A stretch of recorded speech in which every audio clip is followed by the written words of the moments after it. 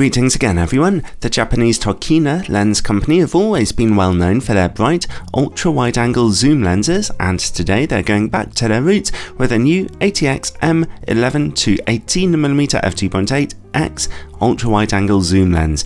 Now this is already out on Sony E-mount. This new version is for Fujifilm X-mount cameras, and I'm going to give it a complete fresh review today because it's quite a while since I tested the last one to see how well it works on the Fujifilm system. It'll be $699 when it comes out with a 2-year limited warranty, and its zoom range is the full frame equivalent of 17 to 27mm, so not a huge zoom range but a useful one nevertheless. Alongside a bright maximum aperture of f2.8, the lens will be handy for all kinds of stills and video work. I'd like to thank Tokina very much for sending me a copy of this lens for testing, although as usual this is a totally independent review. We'll be looking at both its strengths and its weaknesses. The first thing you'll notice about the lens is that it's pretty small and looks well designed. Its body is mostly made of plastic, so it's pretty lightweight at 320 grams, very slightly lighter than the E-mount version actually, although that does make sense as the X-mount is physically smaller. The lens mount is made of metal. Unlike the E-mount version I tested a couple of years ago, this lens features a weather sealing gasket, so that's reassuring. There is also a micro USB port in the rear for future firmware updates, which is always reassuring to see. The lens does not have an auto manual focus switch, however it has a nice zoom ring which is rubberized and turns extremely smoothly without any stickiness. The front of the lens extends and retracts a little as you zoom in and out. In front of that comes a focus ring, also rubberized and also turning smoothly. I seem to remember that the manual focus response wasn't all that precise on the Sony version. Well, that has changed now as this Fujifilm version seems to work perfectly, which can be useful for astrophotographers.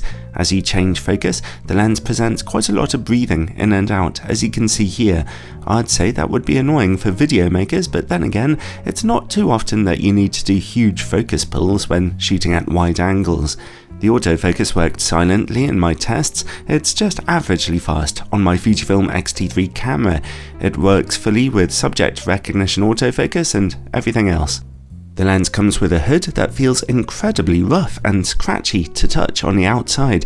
Goodness knows why Tokina decided to give it such a strange finishing texture, but whatever, it's a lens hood and it's a decent enough depth for this focal length. The lens does not feature image stabilization, but it does accept front filters of 67mm in size. Again, very useful on an ultra-wide lens. Overall, the build quality here is lightweight, but really quite fine. It's a pleasure to handle. I remember the giant, metallic, heavy, clunky old Tokina lenses for digital SLR cameras from a few years ago. This new design from them is simply light years ahead. I guess they must have been working on it for a while. Okay, let's take a look at image quality. I'll be testing it on my Fuji X-T3 with its 26MP aps-c sized sensor. In-camera corrections are turned on.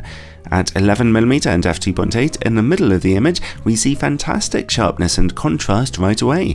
Corner image quality is softer, particularly right in the edges, although on the whole, an okay amount of detail is still just about being captured here.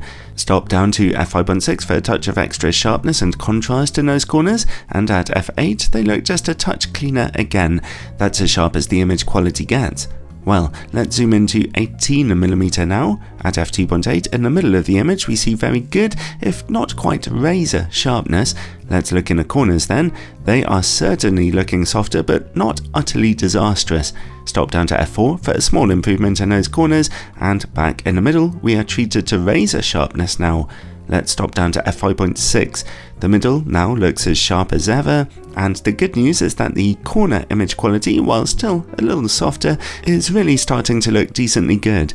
f8 looks nice and sharp from corner to corner. Stop down as far as f11 or darker, and diffraction will just about begin to soften the image again. Okay, overall it's not the very sharpest ultra-wide lens I've ever seen, but it's broadly in line with its similarly priced competitors, and stopped down it's fairly sharp too. Alright, let's bypass in-camera corrections by shooting in RAW, processing in third-party software, and take a look at distortion and vignetting. At f11, barrel distortion is only moderate, but the corners are a bit dark at f2.8, Stop down to f4 and they brighten up a little. Zoom into 13mm and that distortion straightens out. Zoom all the way into 18mm and we're treated to moderate pincushion distortion, although vignetting doesn't seem too bad here. When zoomed in, this lens can focus as closely as 30 centimeters to your subject, which is nice for getting some creatively wide-angle close-ups. At 18mm and f2.8, we see some good sharpness, but also low contrast and blue color fringing. Stop down to f4 though, and we're back to optimal sharpness again. Let's take a look at how the lens works against bright lights now. It's just an average performance here. Contrast remains fairly strong, but we do see quite a few flaring artifacts responding to the bright lights here.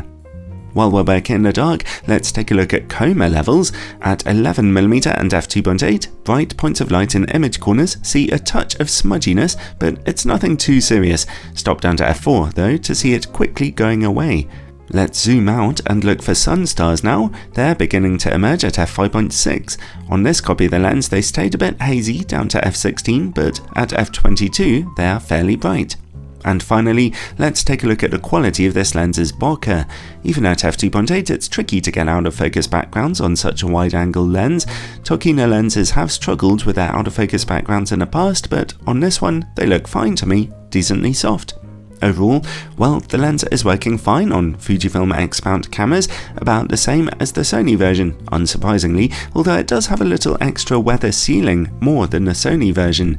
I've always had a soft spot for Tokina's ultra-wide lenses, and it's fun to be working at f2.8. While it's not the very sharpest ultra-wide angle lens I've ever handled, it's more than good enough for most users, and a solid workhorse for your money.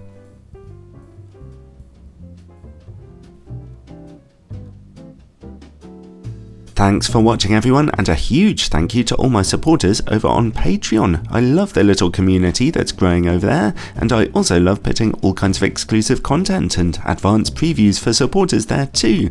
Check it out in the description below to keep this channel trucking on, and ciao for now everyone.